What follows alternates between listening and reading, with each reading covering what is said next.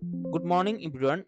In today's video lecture, we will see how to check the bioequivalency of different drugs using two sample t-test. So this is a hypothesis testing in which we see whether drug A and drug B are bioequivalent or not. So to check their bioequivalence, first of all, we take the concentration of drug A and drug B in human subjects.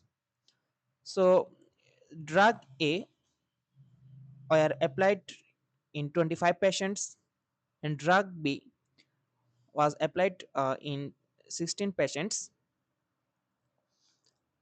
and the sample size is n is equal to 25 and here is 16. The sample mean has been shown.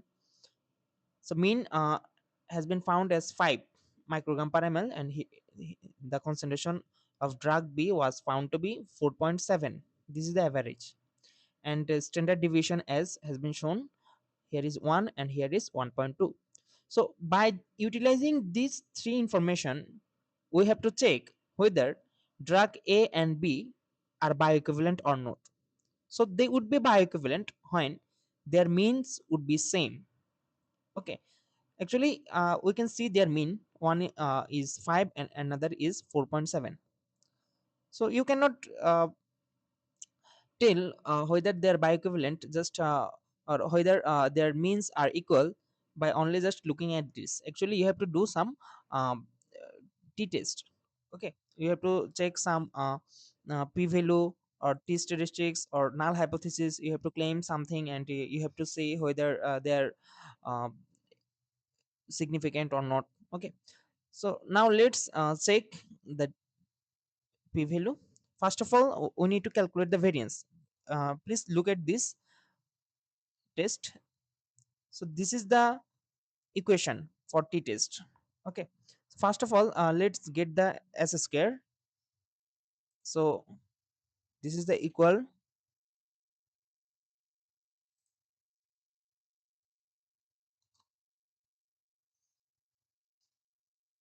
So we'll check the variance.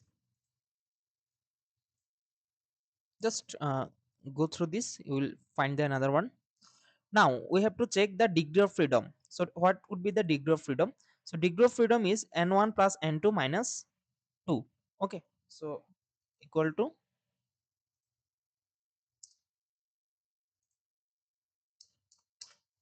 so our degree of freedom is 39. By this time, let me tell here our null hypothesis and alternative hypothesis.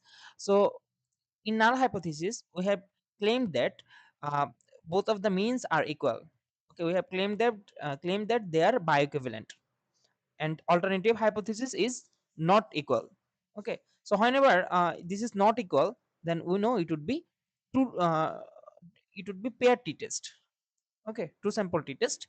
So if uh, total t test, and if it is greater or less than, then it would be um, alternative hypothesis. Anyway, so first of all, we have counted the degree of freedom. Now it's time for numerator. So let's check the numerator. This is the numerator, x1 minus x2. So x1 is 5, x2 is 4.7. This is microgram per ml blood concentration. So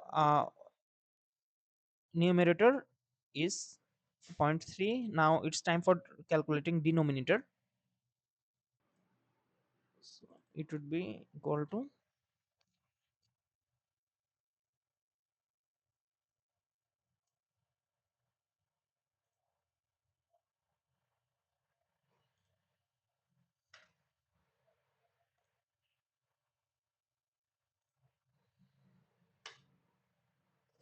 so our denominator is zero point 0.3. Now it's time for calculating the t statistics. Just numerator divided by denominator.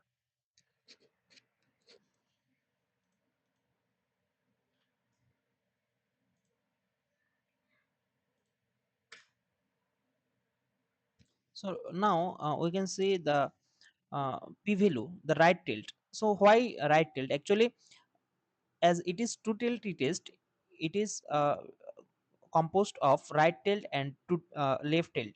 Okay, but if it is when it would be one tilt test, then you would only have right or left tilt. As it is two tilt, now we have to calculate both right and left tilt.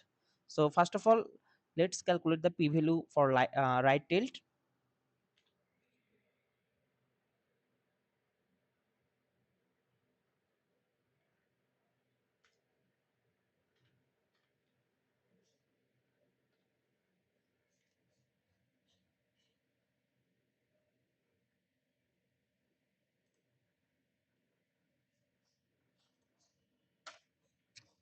So p value for right tilt test is zero point 0.2. So how we have calculated t dist rt, then t statistics, comma, degree of freedom. Okay, now it's time for left tilt test. Now it's time for left tilt. So for this, equal to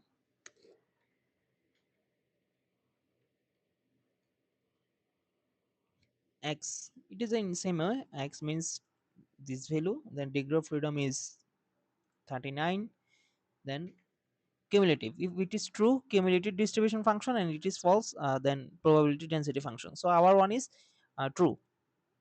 Okay, so cumulative.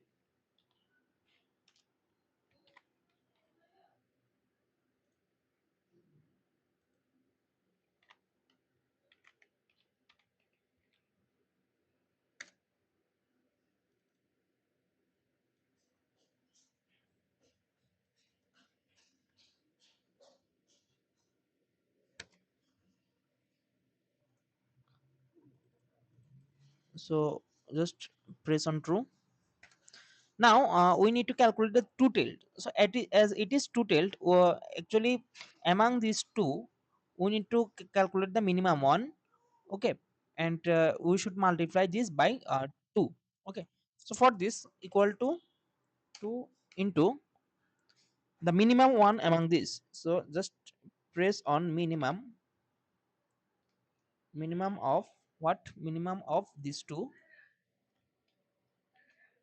Okay, I took the minimum of these two and just multiplied by 2.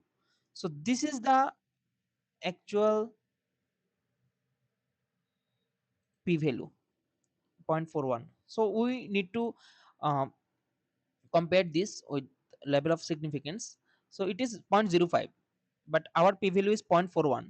So what should be uh, our decision? Our decision is, as it is higher than the level of significance, that is zero point 0.5, so we are failed to reject null hypothesis. Okay, so our decision rule would be fail to reject null hypothesis.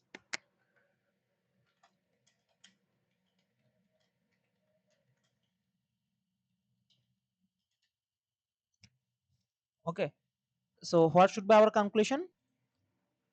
So conclusion would be that the alternative is true. Okay, that means they are not bioequivalent.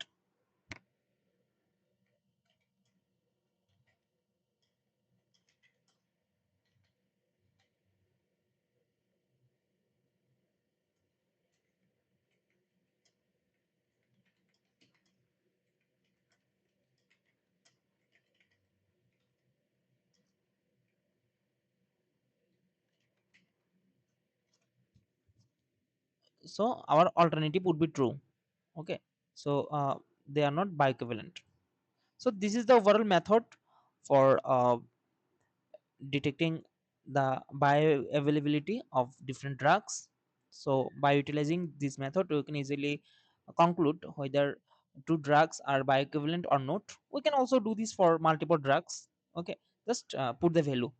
Okay, and you can also check this by with the control also. You can check different concentration of different drugs by comparing with the control, and by this you can claim whether your drug is bioequivalent or not.